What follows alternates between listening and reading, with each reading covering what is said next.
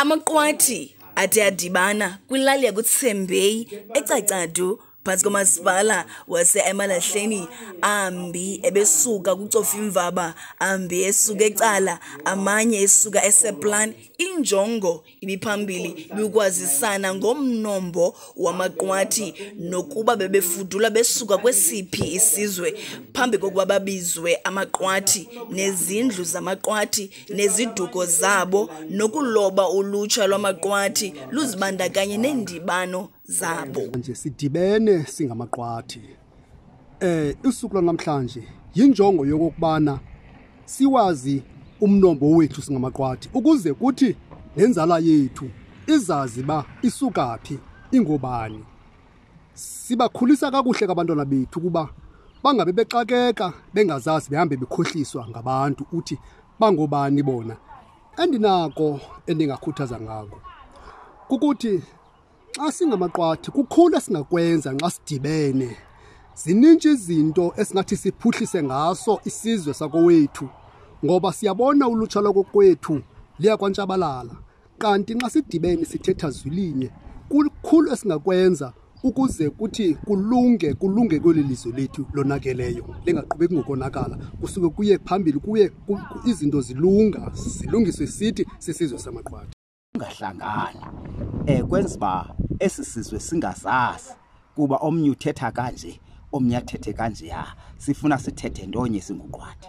Ndihlaba umkhosi maQwathi ndlu kaQwathe, ewe sapho likaXesibe. Sisizwe sinye, masingazibali ukuba ubani ungubani, ubani ungubani. Zizinto nje ezo, eyona nto siyo sisizwe sikaQwathe. Mna ndinkosi ukwazi umlilo. Ndizawuthi capha ndizungena kakhulu imiba. Umba endizawungena kuwo ngoba amaQwathi afuna uzazi. Wona mba ke uphambili.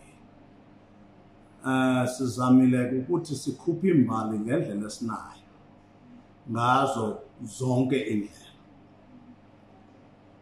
Ndicinga uba ke iinkcukacha neenkcukacha zayo yonke le nto siyithethayo namhlanje zizawuphuhliswa ukuba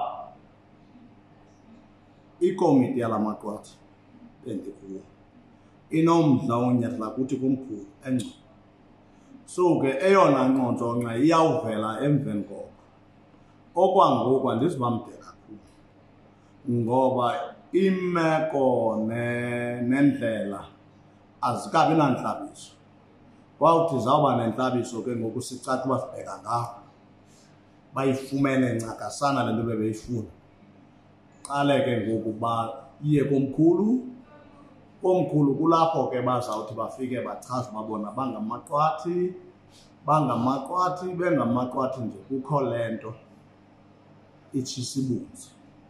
Kuyanyanzeleka ke into yoba sibamamele ngoba namhlanje njengoba besihambile sayokwabelana ngolwazi, sidala nca nemvelaphi yethu ngokubanzi. Kwavela nezindlu ke ebezikade zingaziwa, izindlu zobombane zofunda inkulu, nabaninayo bakhe oonyani. Endikhumbulayo ukuthi ngokwasembalini loo ngufunda endihlelelene naye kwela laseNcora. Endiqonda uba ke izinto ezininzi ndizawuthi ke ndicaphule nje phaa naphaa ngelithi mntu ngamnye ofuna imbali yakhe sikhona enkolo komkhulu. Angasindwendwele. Sinazo iincwadi, sinawo amathala eencwadi. Angasindwendwela simxelele ke into yoba eyona ndlu yakhe yeyiphi. Ngoba ke ekugqibeleni akho mntu ungafuni uzazi. Wonke umntu ufuna uzazi ekugqibeleni. Ngoba ukuzazi kungaphezu kwento yonke. Okulandelayo kum kwezi zinto ke Kwiindaba zeVukan FM ndingulinda kaMagazi phantsi komasipala wasekuhlaleni Emalahleni ecacadu.